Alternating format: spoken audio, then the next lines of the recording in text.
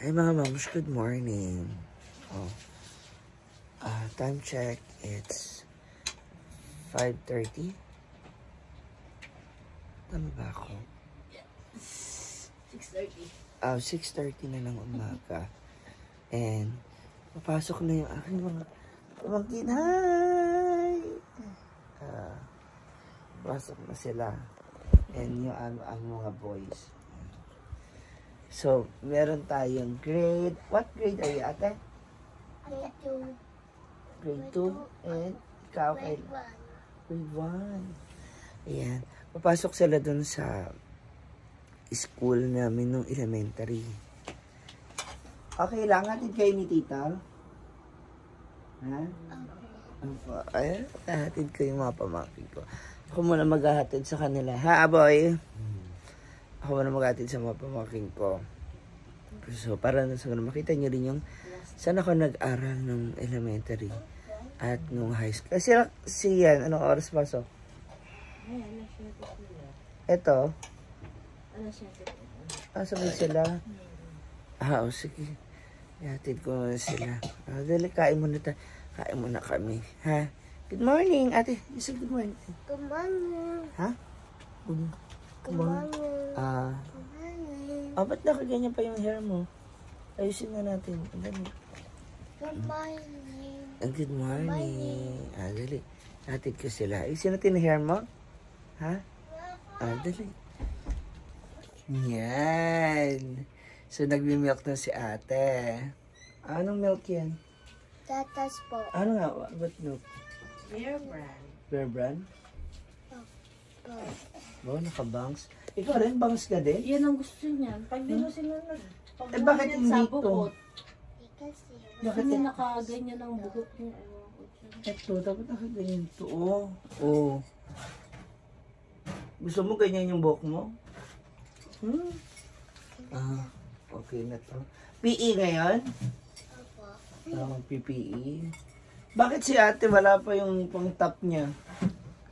Ato na pili ka. Plain, ikaw? Si ate ko gusto niya yung Pilipinas. Kasi ganito ang uniform na ng ano. Ayaw niya. Ayaw mo ng ganito? Feeling sexy. Kayong dalawa. PE rin kayo, kuya? Kasi sa kanila po, libre po yung uniform nila dito. Sa Mandaluyong yung ganito. Hating ka ni tita sa school, ha? Okay lang?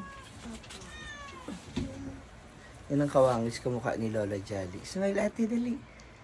Ay. Ba't nagkaragarito na naman bangs niya? Siya na naman. Hindi ko na, ayaw na niya ng ano yung mahaba eh. Pag umaba, gusto papagupitan na niya. Kasi naaano sa mukha niya. Ayaw niya. Gusto ko sana pumantay na sa buka. Naiirita. May baon! How much is the baon? Bibigyan ni Tito. tig-piso. Kasi ang baon ni Daddy tsaka ni Tito dati, piso-piso lang. Okay lang?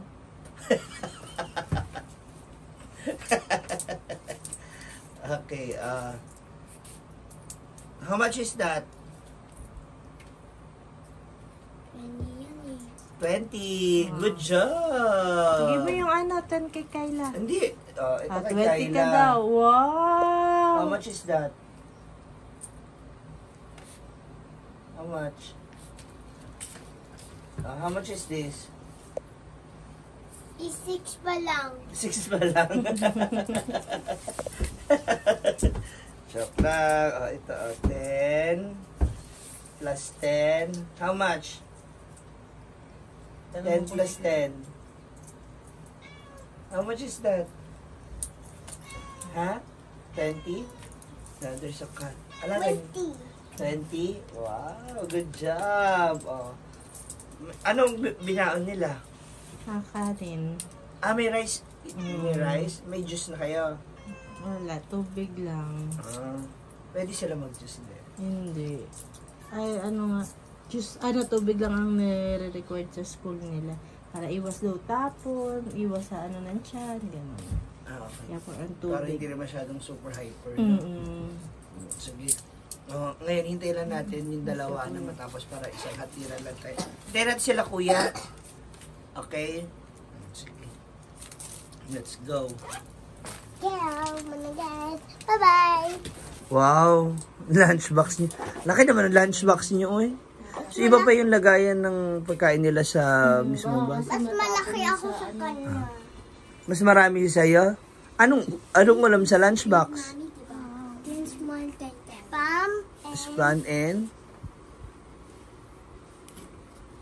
Chucky. Ha? Chucky? Cancel. Cancel na, cancel. Ikaw, ate, anong ulam mo daw? Ulam mo. Sa lunchbox? Anong ulam mo? Nakita mo? Spam po. Hindi natin sila, kuya, ha? Bakit? Kuya, ate din natin sila. Maga yung pasok. Umaga rin. Alam niyo mga moms, nung high school ako, hindi naman talaga ako kulot. Hindi, ewan ko ba, hindi kami kulot. Ganito talaga yung texture ng hair namin. O, ganyan. Ganyan. Kaya lang, nung panahon namin, uso yung gel na grabe, ang kapal. Yung isang sachet ng gel, nauubos namin. Kaya dapat talaga ganito yung buhok ko. Hindi ka naman kulot, kuya? Or, Tapos lagi, baka hindi kasi lagi nagsusuklay, kaya nagaganyan yung buhok. Gusto niya messy look, kuri-kuriya ng look. Oh, yun. So kami noon, super gel kami talaga, kaya kumulot ng husto yung buhok namin. Tawagin mo na sila, kuya. Kuya Kurt, Kuya Sian, tatapos ka na Kuya Sian, napapagod ng bag ko. Oh, Buka diba? muna, para hindi ka mapagod. Ang tagal ng mga kuya ninyo. Ayan na. Ito yung kanilang ano. Ito talaga buti na ano mo, no? Nahanap ko pa. na ano mo sila ng picture. Yan sila lahat ng mga sanggol pa sila, baby pa sila. Oh. Wow, heartthrob.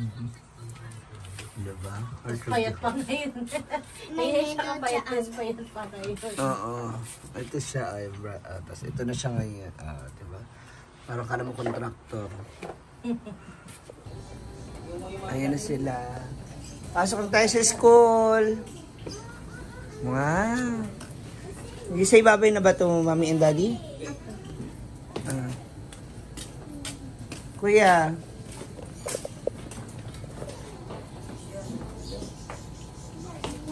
May baon na kaya? Wala ba po? Halik yan na. Ano yung project niya? Opo.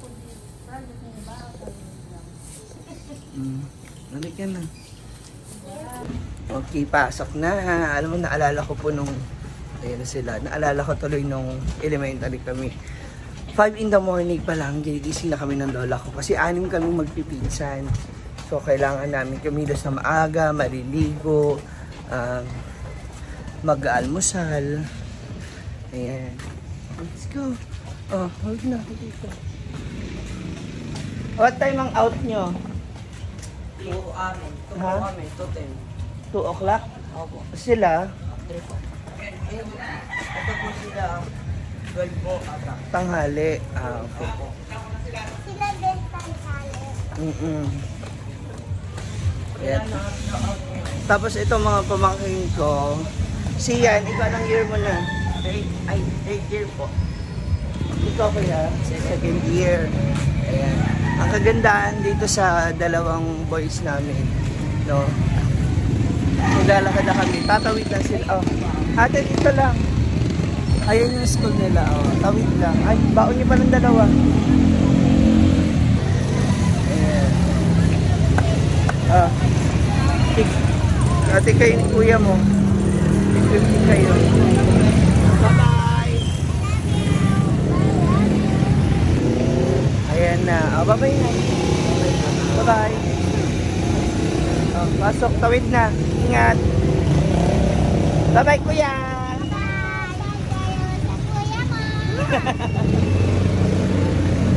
Yan naman yung school namin nung high school ng kapatid ko. So, kagandahan lang. Mula dito sa kabilang side, tatawid lang sila.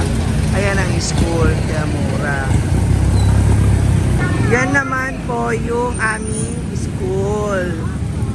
the Highway Hills Integrated School na dating elementary school. Oh, careful ate. Tatawin na. Oh, diba? Diyan po kami nag-aaral. Oh, wait lang natin. Oh, wait lang. Oh.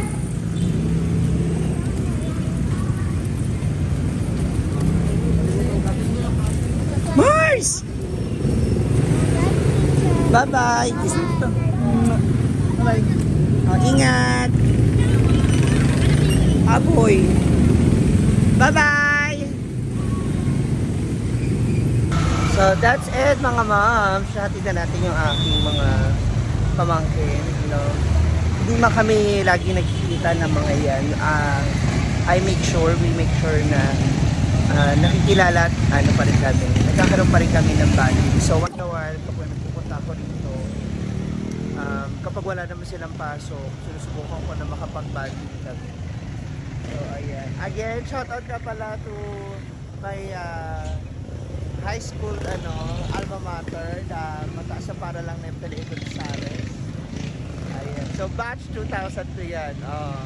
Diba? Wala nang lihim yung edad. Kahit hindi natin maitago. Ayan na, medyo umuulan na. So again, thank you so much for watching. Ayan, sa inyong lahat. And ito lang, sa inyong mga pamangkin o sa inyong pamilya, masarap pa rin talaga na nakikilala kayo o nagkakaroon kayo ng bonding, no? Yun yung para hindi mawala. Kahit hindi kayo lagi nagsasama, para na sa ganun, hindi mawala yung ninyo, yung closeness ninyo. So kung nagtataka kayo bakit kuya and tito ang tawag nila sa akin, it's simply because yun yung natutunan ng kapatid ko. Kaya yun ang pinapasa niya sa kanyang mga anak. No? Kaya wala akong doon, walang issue kung ano man yung itawag sa akin ng mga pamangkin ko o ng kapatid ko. Diba? Kasi ang importante naman is